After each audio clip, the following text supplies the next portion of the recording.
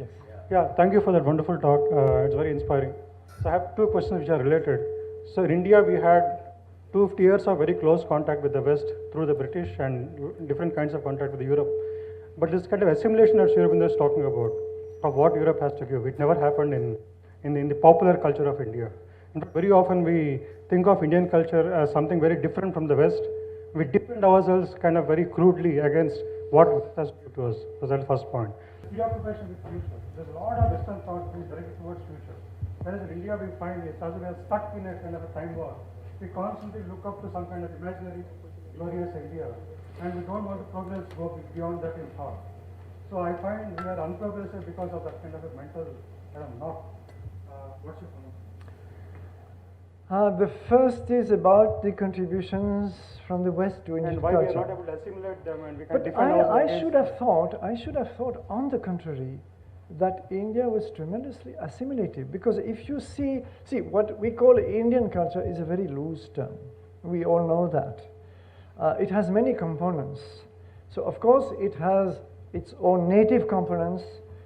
For example, let us say the Vedic line, Buddhism, Jainism, and all the future developments, and then the rural religions, the tribal religions or belief systems and so on. All of that has contributed to Indian culture.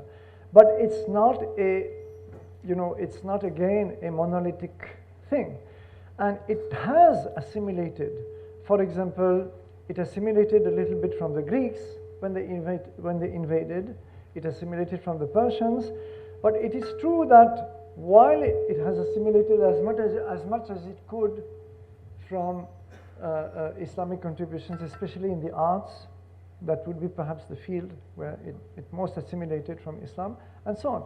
So assimilation has never been a problem. The problem is that there has not been an authority to decide things in India. There has never been a clergy or as I said, there has not been a ruler trying to dictate what should be the culture, what should be the religion. So therefore, it has always been organic.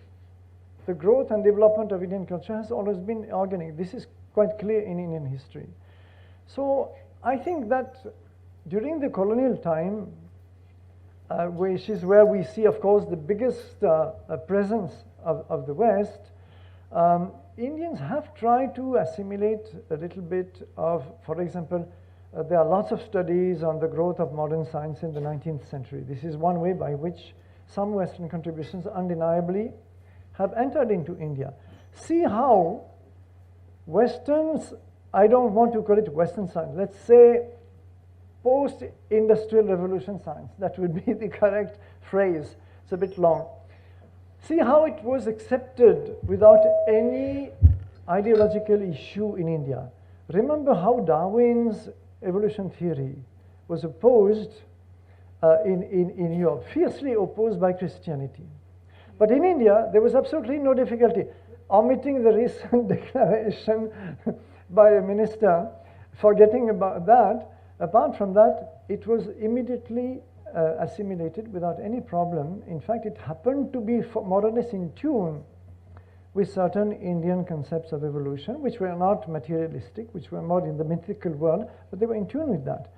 Or if you take all advances of physics, they were also accepted readily. So I don't know how you mean that it's only in the religious field that Christianity encountered difficulty in converting India. The first missionaries were quite hopeful that within a decade or two, and we have Macaulay himself boasting about it, that within a decade or two, India would be Christianized.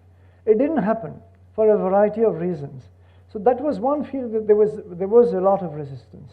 But otherwise, what people like Sri Aurobindo, Tilak, and others have said is that let us accept whatever new thought can come to us. Even the concept of nationalism in the sense of freedom struggle to achieve the status of nationhood was a European concept. And this they readily admitted.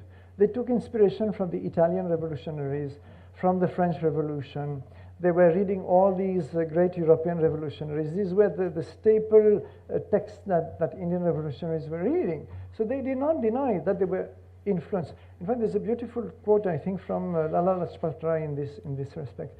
So the influence is not, there was nothing like a stagnant, waterproof Indian culture. I don't see that. In terms of science, right, it's very skinny, penetration of scientific thought and yes. way of looking at life and world. Huh. It hasn't really gone very deep into Indian psyche. It's still quite skinny.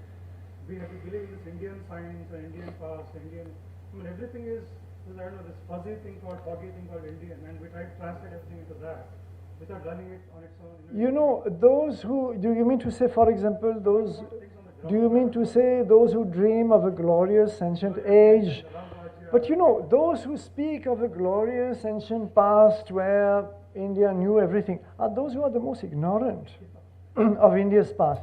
Because the more you study, and quite objectively and rigorously, the more you see that, yes, there was undeniably certain scientific achievements in mathematics, in astronomy, there's no doubt. In chemistry, there was some groping around. In a lot of technologies, metallurgy, for example, there were great advances, no doubt, and they're very well documented. So it's only those who have not studied the development of ideas, the march of ideas in ancient India, who dream of a glorious age where everything was perfect. That age never existed. Hello sir.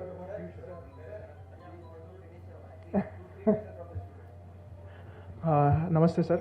I actually wanted to ask about like the definition of secularism which exists in the general youth when we have a chat with them. Basically, definition of secularism in, sorry? I mean, generally if you have a chat with some youngsters, the basic definition of secularism, which I understand after having a chat with them, yeah. Basically it's like there is a disguised bias minority, disguise of bias towards minority people. That is like normal secularism for them. But certain sections of like society, like they tend to be like, for them, they phrase the definition of secularism saying it like being a hard secularism, like you can say hard aligning of secularism. For example, they may say that if you oppose something, then they will say by demonizing the Hindu thing, they will say that so what, it exists in Hindus too. So for example, like the recent coin term, like which is Hindu terror, as you all know. So basically when you have... No, let's not go into the issue of terrorism because that will complicate the whole debate. It's quite a separate issue. The point is that many people in India have many different definitions. Since they do not... Very briefly, since they do not want to use the dictionary definition, which normally is implied in the Constitution because no definition is given, but that dictionary definition is very embarrassing because once you apply it rigorously, you can see that it doesn't actually apply to the Constitution. So therefore, they will create all kinds of fuzzy, what I call fuzzy definitions. You know, they will say, for example, that we do not deal with any religion. All right? But you have had so-called, for example, political parties, all of them call themselves secular. But all of them, without exception, have appealed to religious feelings. All of them, including atheist, supposedly atheist parties like the communist parties, they have allied themselves to religious groups which appeal to religion. Perhaps the only exception to my statement would be certain minor regional parties which are more appealing to a particular, jati, a particular group of, so these are small regional parties, but all the major national parties invariably have used a religious card without any exception. So what are secular parties in India, I have not been able to figure out because they will not give you the definition of what they mean by secular. So this is the whole difficulty, that we are unable to force a debate where we say, give us your definition, tell us, let us discuss. So and the ridiculous part is that, you know, I am more secular than thou. This is the whole thing, you know, I am more secular than thou. And people say, you know, you are unsecular, I am secular. How can a person be secular? What do you mean when you say, I am secular? Do you mean I am tolerant? If so, just say that you are tolerant. Do you mean you are broad-minded? If so, just say you are broad-minded. Do you mean you are atheist? In that case, say you are atheist. They're using this word as a kind of hypocritical, all-meaning term. It has all meanings, you know. But it is basically, it hides an intellectual hypocrisy.